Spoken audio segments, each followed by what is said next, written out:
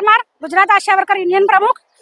હમણાં તાજેતરમાં ગુજરાત સરકાર દ્વારા આરોગ્ય વિભાગમાં કામ કરતી આશા વર્કર બહેનોને ઓનલાઈન ટેકોમાં કામગીરી કરવા માટે ફરજિયાત દબાણ કરવામાં આવી રહ્યું છે।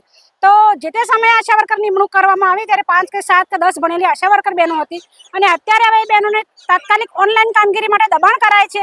ત્યારે સરકારને અમે યાદ કરાવવા માંગીએ છીએ કે ન તો તમે આ બહેનોને સ્માર્ટફોન આપ્યા છે, ફક્ત એક સિમ કાર્ડ દ્વારા આ બહેનો ટેકોની ઓનલાઈન કામગીરી કેવી રીતે કરશે? બીજી વસ્તુ કે આ બહેનોને ફક્ત ઇન્સેન્ટિવ પ્રથાથી જ કામ કરાવરાય છે અને એવું કહ્યું કે જો આ બહેનો ઓનલાઈન કામગીરી નહીં કરે તો આ બહેનોને એ કામગીરીનું ઇન્સેન્ટિવ નહીં મળે। તો સરકારને હું યાદ અપાવું કે આ આશા વર્કર બહેનો મામૂલી ઇન્સેન્ટિવમાં કામ કરે છે, હજુ તો એમને લઘુત્તમ વેતન કે ફિક્સ વેતન તમે ચૂકવતા નથી અને એમાં તાનાશાહી ભર્યા નિર્ણયો કઈ રીતના ચલાવી લેવાય।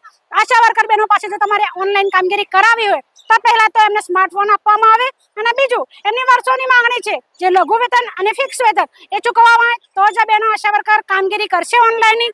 ગુજરાત સરકારને અમે ધ્યાન દોરીએ છીએ કે પોલિયો નાબૂદી આ જ બહેનોએ કરાવ્યું છે, માતા મરણ અને બાળ મરણ આજ બહેનો દ્વારા ઘટાડો થઈ રહ્યો છે। તો જો સરકાર આરોગ્યની સૌથી મહત્વની કામગીરી આ બહેનો કરતા હોય તો ગુજરાત સરકારની સંવેદના બને કે આ ગરીબ બહેનોને લઘુત્તમ વેતન ફિક્સ વેતન ચૂકવી અને નારી સશક્તિકરણનો ઉત્તમ દાખલો બેસાડે।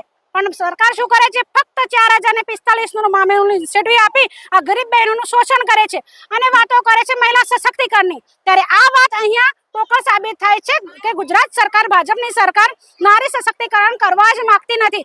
જો એમને નારી સશક્તિકરણ કે મહિલાઓનું સશક્તિકરણ કરવું હોય તો ગરીબ બહેનોને એમનું લઘુત્તમ વેતન કે ઇન્સેન્ટિવ પ્રથામાંથી મુક્તિ કેમ નથી આપતા? એમને ફિક્સ વેતન કેમ નથી આપતા?